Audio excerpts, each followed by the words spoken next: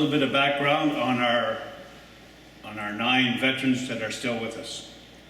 4 of our 9 veterans fought in Europe.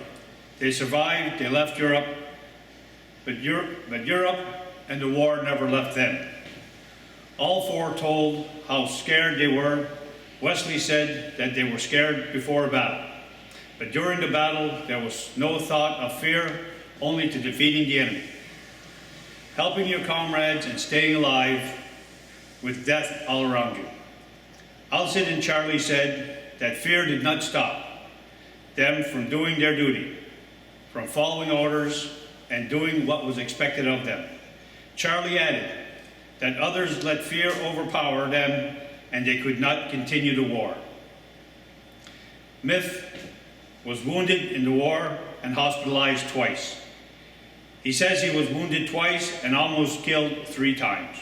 However, while in the hospital, he wanted to get well as quickly as possible so he could return to the front, which he did. He, like Charlie, fought in Italy and continued the front of Northwest Europe until VE Day, May 8th. Miff was in Germany on VE Day when they were told that the war was over. They didn't believe it. His commander ventured out to verify if the fighting was really over. He told his men, such as Miff, that if they were shot at, to return fire, disregarding their safety, or disregarding his safety. Okay.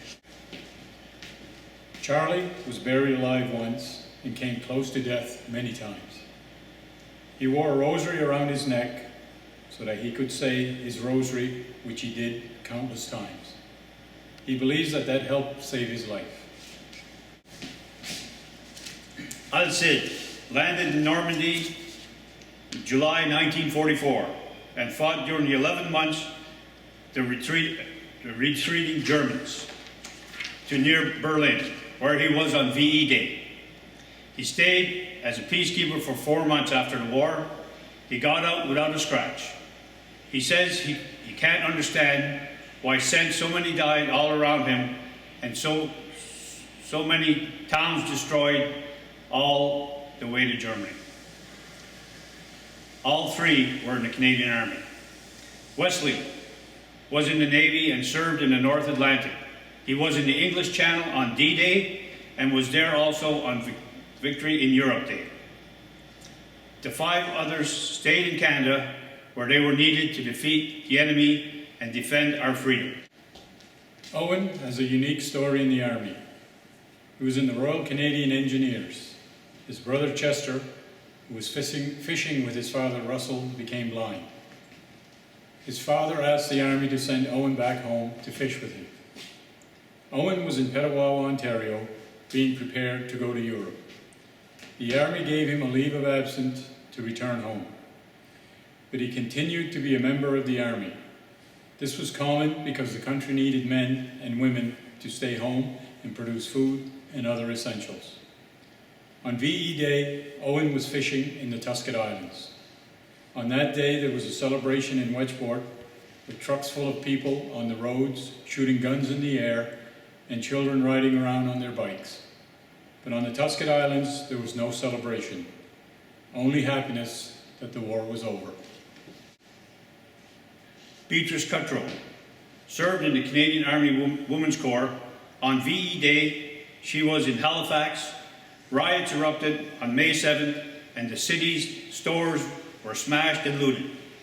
That day and the next, May 8th, Beatrice said she was offered furs and jewelry. But I took none, she emphasized.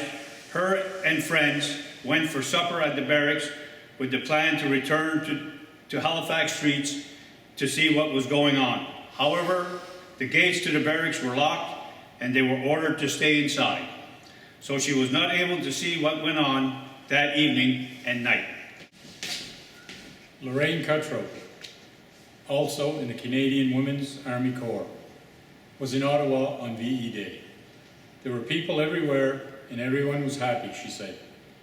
It was an exciting time, but not much partying for her. She continued her duties to give nursing care to soldiers that were wounded. She was only discharged in July 1946, continuing to care for the wounded. She would later study nursing, financially helped by DVA, and made a career of it. Nelson Blanchard is the youngest of our World War II veterans. He joined at age 16. He was to be sent to Europe when the commander called him in his office. He asked Nelson how old he was. 18, Nelson told him. The commander said, "I know better. You're not 18. I can either send you back home to Quinnen or send you to Ontario to learn how to train men, to become a soldier and train them for combat." And that's what he did. At Camp Aldershot, Nova Scotia, Nelson, in his soft and unpretentious voice, says he trained soldiers to shoot the enemy so that he would not shoot back. Roland Burke was also in Ontario in Petawawa. On May 8th, everyone was excited and cheering that the war was over. For a couple of days, it was quite rowdy. Most went to wet canteens for drinks. Maybe I did too, but I forgot, he said. And that's all for today. Thank you very much.